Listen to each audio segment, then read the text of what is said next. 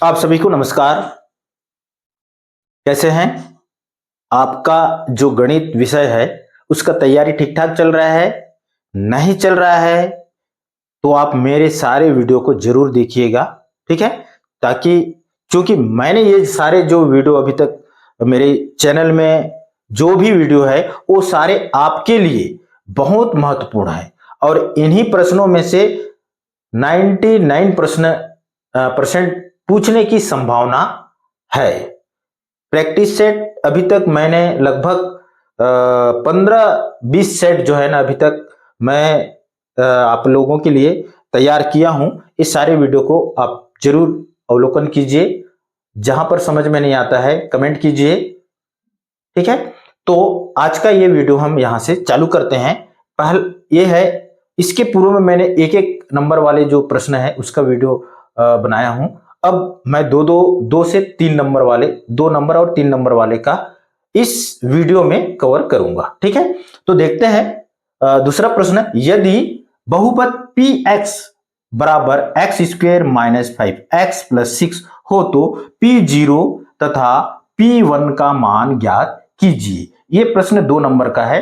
बहुत महत्वपूर्ण प्रश्न है। सारे प्रश्न जो भी देखेंगे इस वीडियो में वो सारे बहुत महत्वपूर्ण प्रश्न है, ठीक है? तो देखते हैं इस प्रश्न को कैसे आप हल करेंगे, ये इस वीडियो के माध्यम से सीखेंगे, ठीक है? तो चलो देखते हैं। 2 बार 2 घात है मतलब 2 बार, 1 से 2 होगा क्या? नहीं होगा। 1 1 कम 1 ही होता है, ठीक है? उसी प्रकार 5 1 कम 5, फिर धन 6 हो गया, ठीक है?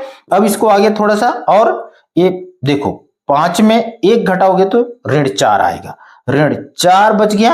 अब 6 धनात्मक संख्या है और ये 4 ऋणात्मक होगा, तो 6 में ऋण 4 घटा दीजिए, 2 बचेगा। यानी कि यहां पर आंसर क्या क्या आया जी? अतः क्या आया जी इस समीकरण का? आपको किसका मान, बहुपद का मान क्या आया? यहां पर आ गया आपका, एक तो 6 आया, ये भी आंसर हो गया, ठीक है? और ये भी इसका आंसर है, ठीक है? इस तरह से सवालों को क्या करना है, इससे घबराने की बिल्कुल भी जरूरत नहीं है। 2 नंबर पक्का आएगा आपका, ठीक है? ये मतलब इसी तरह का प्रश्न आपको एग्जाम में देखने को मिलने वाला है, इसलिए अच्छे से समझो, बार बार देखो इस वीडियो को, ठीक है? अगला प्रश्न देखते हैं।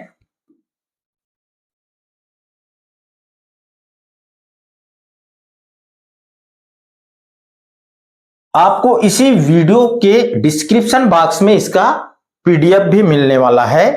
पीडीएफ की सुविधा है इस चैनल में, ठीक है? आप देख सकते हैं उसको, ठीक है? ये आपका तीसरा प्रश्न हो गया, ठीक है?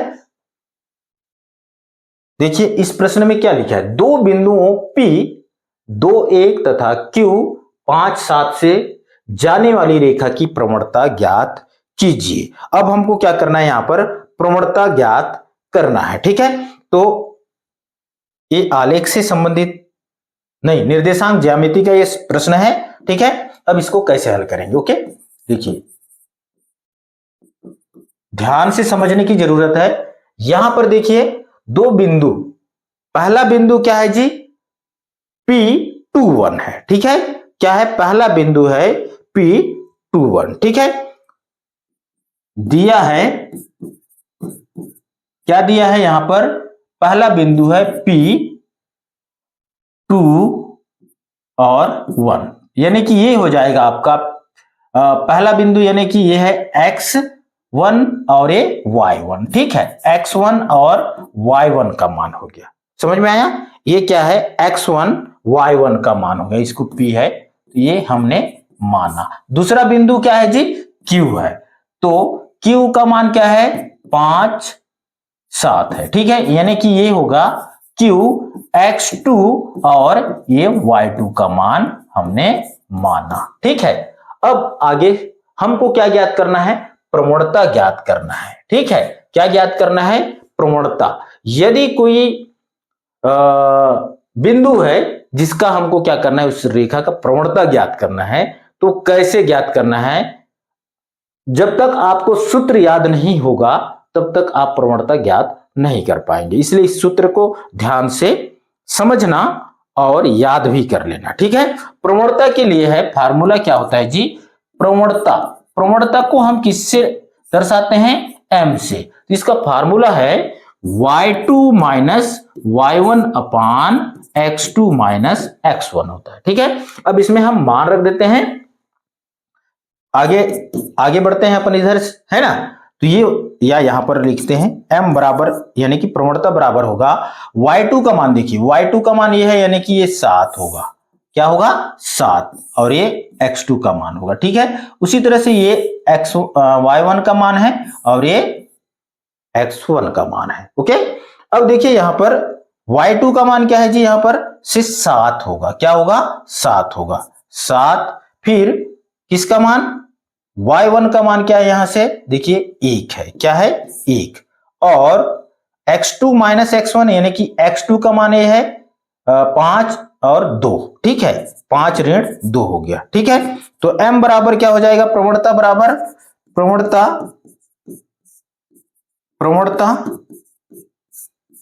प्रवणता बराबर हो जाएगा, घटा दीजिए, 7 में 1 6 बच गया, 5 में 2 घटा 3 बच गया, ठीक है। 3 एकम 3, 3 दूने 6, यानी कि m का मान कितना आ गया, 2। अतः क्या, अतः प्रवणता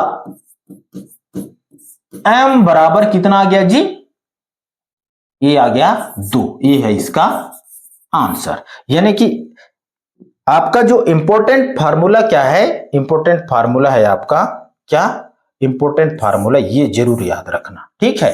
प्रवणता यदि मतलब प्रवणता से संबंधित आपको एक प्रश्न पूछेगा ही पूछेगा, ठीक है।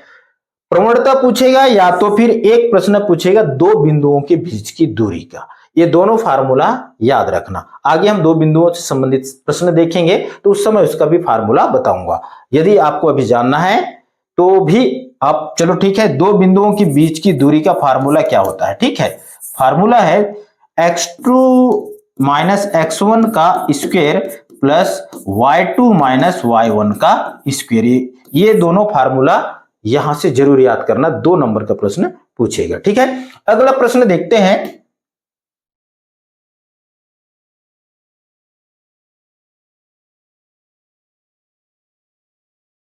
यह है आपका चौथा प्रश्न। अब इस प्रश्न को भी समझने की जरूरत है आपको। जब तक आप प्रश्न है, यहां पर मिस्टेक है, ठीक है। इस प्रश्न को सुधार के हम पढ़ेंगे। यह है आपका यहां पर 3k, क्या है, 3kx, यानी कि ये है आपका प्रश्न 9x का square plus 3kx plus 4 equal to 0। ये आपका प्रश्न है, ठीक है। इस प्रश्न को अब हम कैसे हल करने वाले हैं आगे देखते हैं, ठीक है। देखिए यहां समीकरण क्या दिया हुआ है जी,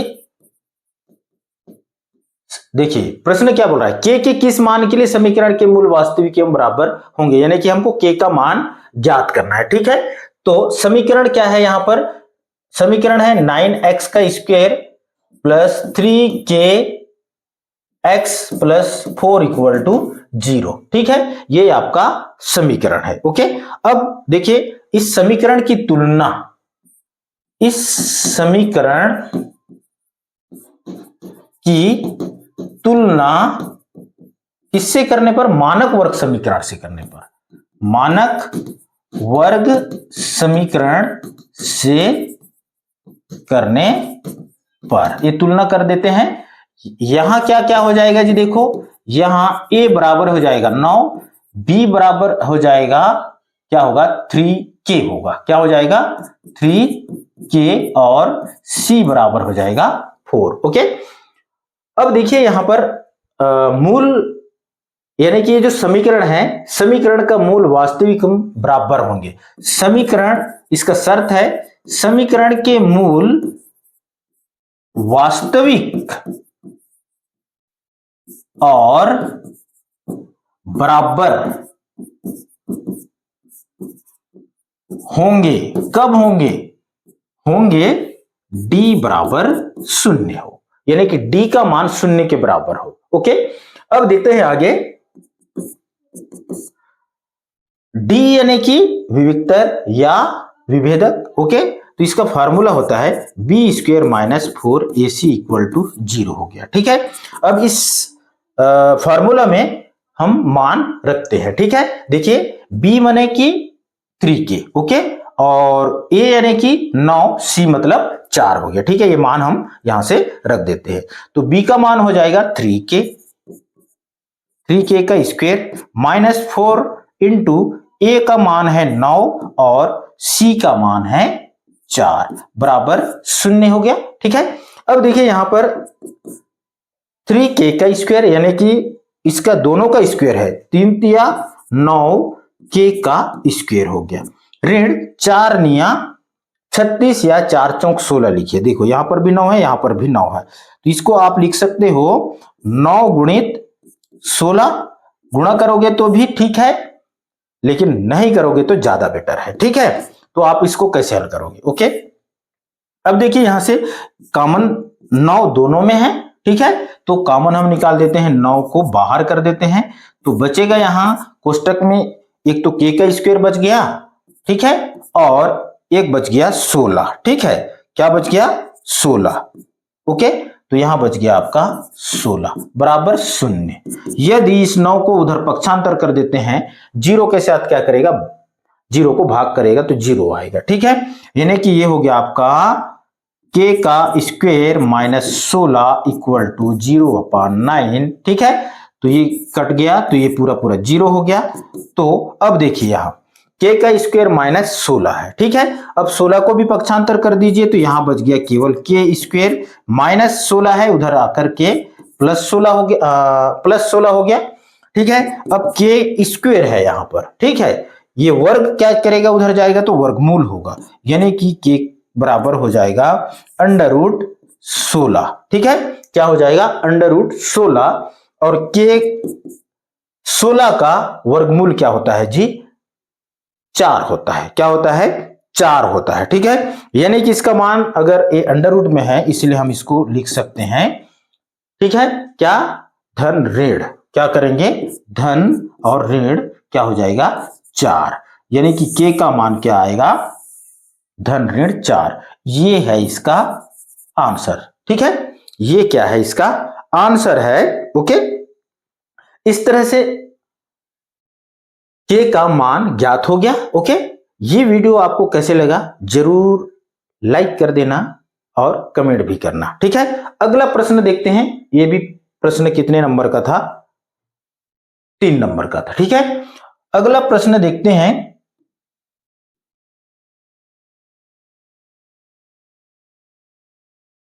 ये प्रश्न भी थोड़ा सा मिस्टेक है, यहां सुधार के पढ़ने की जरूरत है। ठीक है, टाइपिंग मिस्टेक है।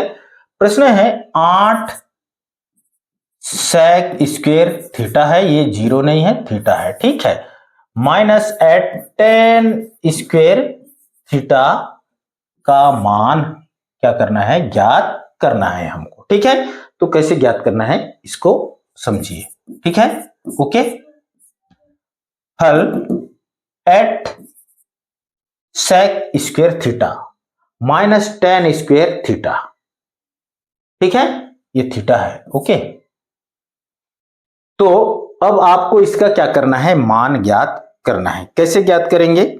आपको ज्ञात करने का ट्रिक मालूम होना चाहिए। ठीक है, क्लास में भी आप देख चुके हैं, यहां पर जरूर समझिए। अगर भूल गए हैं तो इसको जरूर याद रखना। ये जो प्रश्न है इंपॉर्टेंट प्रश्न है, इससे संबंधित एक प्रश्न 100% पूछेगा। ठीक है, तो देखिए इस प्रश्न को कैसे हल करना है। ठीक है, यहां से देखिए दोनों में 8 है, इसलिए 8 को हम क्या कर दिए? कॉमन निकाल दिए, तो यहां केवल बच गया sec square theta minus tan square theta बच गया। ठीक है, यही बचा है। ओके, आप अब देखिए 8 बच गया है, सॉरी 8 कॉमन है, sec square theta minus tan square theta बराबर क्या होता है? सर्वसमीका जब हम चैप्टर स्टार्ट किए थे उस टाइम मैं पूरा वीडियो बता चुका हूं, पिछला वीडियो जरूर देखना अगर सूत्र याद नहीं है तो। ठीक है, होता है ये सर्वसमीका है। ठीक है, तो इसका मान होता है 1, इसलिए हम 1 लिख दिए, यानी कि इसका आंसर क्या आ गया जी, 8 आ गया। ठीक है, 3 सर्वसमीका है, तीनों सर्वसमीका को याद रखना। ओके, तीनों सर्वसमीका इंपॉर्टेंट है आपके लिए, त्रिकोणमिति के लिए। जब तक आप पूरे सर्वसमीका याद नहीं करेंगे तब तक आपका सवाल हल नहीं होने वाला है। ओके, ये है आपका sec square theta minus tan square theta equal to 1 होता है, इसलिए 1 लिख दिए। 1 बराबर, ये है आपका सर्वसमीका, चाहे तो आप सूत्र लिखें या सर्वसमीका। ठीक है, सूत्र होता है sec square theta minus tan square theta बराबर 1। ठीक है, ये आपका सर्वसमीका है। ओके, 8 इसका आंसर होगा। अगला प्रश्न,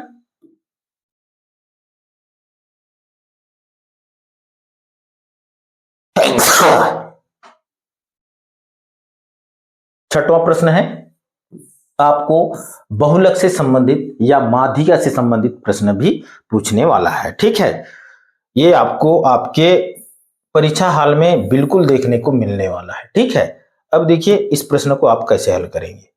माध्यिका ज्ञात करना है आपको, ये लास्ट चैप्टर का प्रश्न है। बहुलक, माध्यिका, समांतर माध्य, माध्यिका, ये प्रश्न यहां से आने वाला है। ठीक है, तो इस प्रश्न को आप कैसे हल करेंगे, बिल्कुल इजी है, सरल है। बस आपको क्या करना है, ये सारे आंकड़ों को आरोही क्रम में लिखना है। क्या करना है, आरोही क्रम में लिखना है। सबसे पहले क्या करेंगे, आंकड़ों को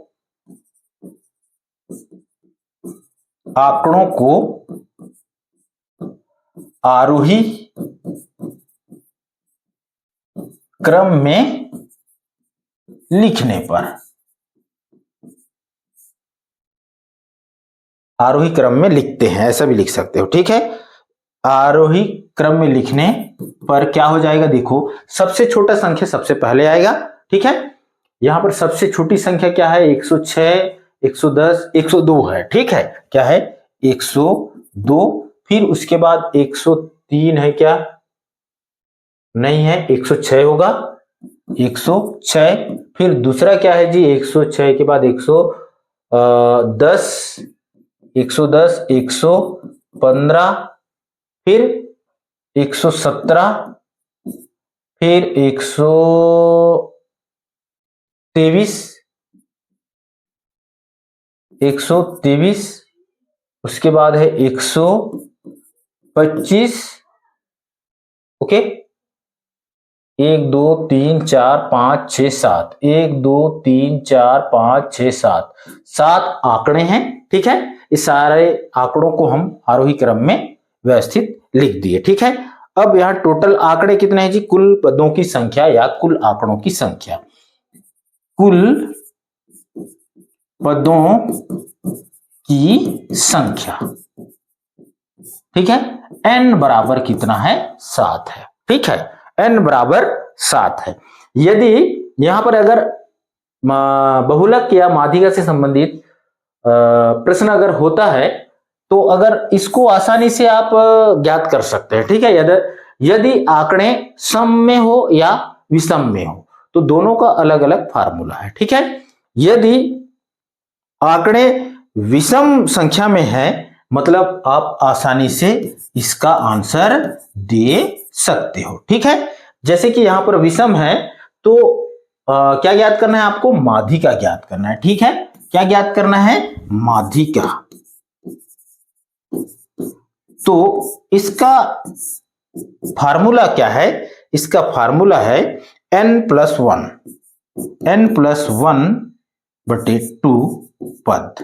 ठीक है, या पदों या वहां पदों, यानी कि देखिए अगर आप फार्मूला में मान रख रहे हैं और नहीं भी रख रहे हैं तो आप इसका आंसर दे सकते हैं। ठीक है, n यानी कि 7, यानी कि 7वां, यानी कि n का मान कितना जी, 7-1/2, यानी कि कितना हो गया, 8/2, 4 दूने 8, यानी कि ये हो गया चौथा पद।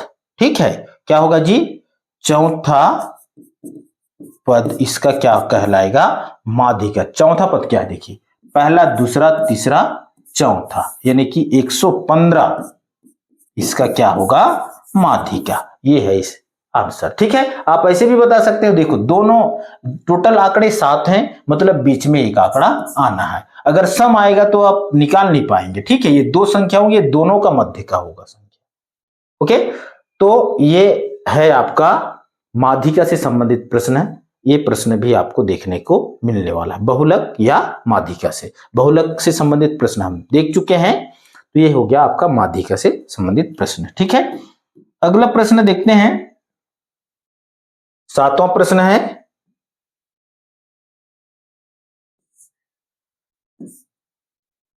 सिद्ध कीजिए कि किन्हीं दो क्रमागत विषम संख्याओं का योग हमेशा 4 का गुणज होता है। ये भी इंपॉर्टेंट प्रश्न है। इस तरह का प्रश्न भी अक्सर परीक्षा में देखने को मिलता है। ठीक है, ये प्रश्न कैसे हल होने वाला है, थोड़ा सा समझने की जरूरत है।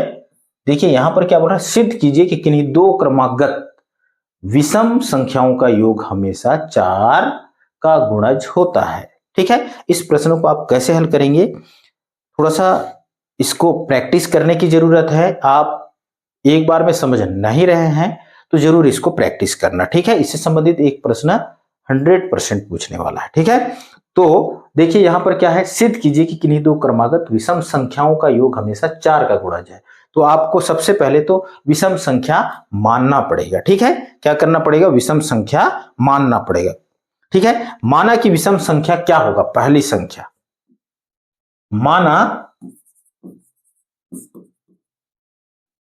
माना कि विषम संख्या क्या मान लेते हैं जी, कोई भी विषम संख्या मान लेते हैं। जैसे कि हम मान लेते हैं यहां, माना कि विषम संख्या 2k + 1 है।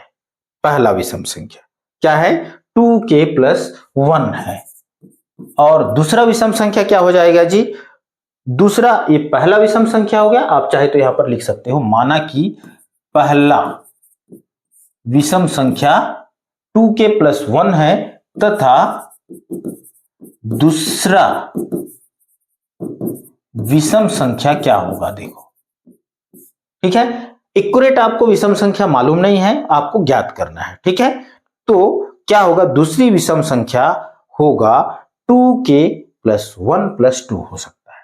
ठीक है, 2k + 1 + 2 मान लो ये है, या इसको आप लिख सकते हो 2k + 3, यानी कि 3 क्या है, विषम संख्या है।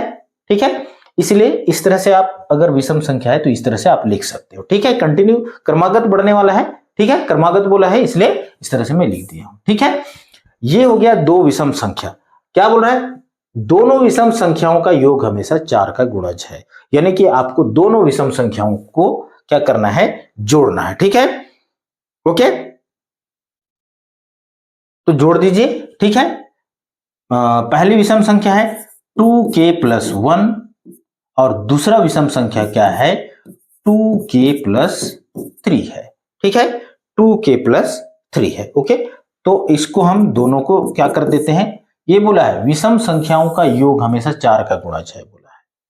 देखते हैं 4 का गुणज होता है कि नहीं होता है। ठीक है, तो यहां पर देखिए 2k 4k हो गया, प्लस 1 3 और 1 हो गया 4। तो यहां पर देखिए 4 क्या होगा, कॉमन निकल जाएगा।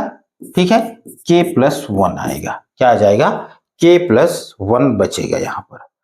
तो देखिए यहां से आपका जो k + 1 है, यानी कि ये k कोई विषम संख्या है। ठीक है, क्या है, ये कोई संख्या है।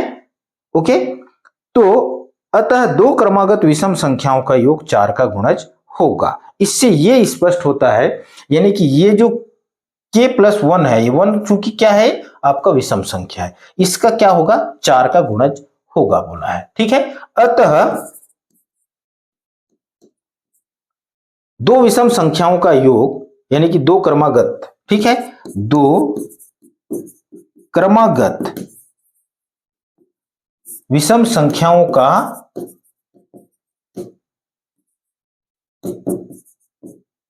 योग क्या होगा, 4 का गुणज होता है। ये है इसका आंसर। ठीक है, इस तरह से सवालों को क्या करना है, आपको हल करना है। ठीक है, तो आज का ये वीडियो हम यहीं पर समाप्त करते हैं। वीडियो को समाप्त करने से पहले यदि आप चैनल में नए हैं तो जरूर चैनल को सब्सक्राइब कर देना और बेल आइकन को प्रेस भी कर देना। और यदि आपको इसकी पीडीएफ भी जरूरत है तो आप मेरे डिस्क्रिप्शन बॉक्स में जाकर इस जो लिंक है उससे आप डाउनलोड कर सकते हैं। ठीक है, ये वीडियो कैसे लगा जरूर शेयर करना और लाइक जरूर कर देना। धन्यवाद। जय हिंद।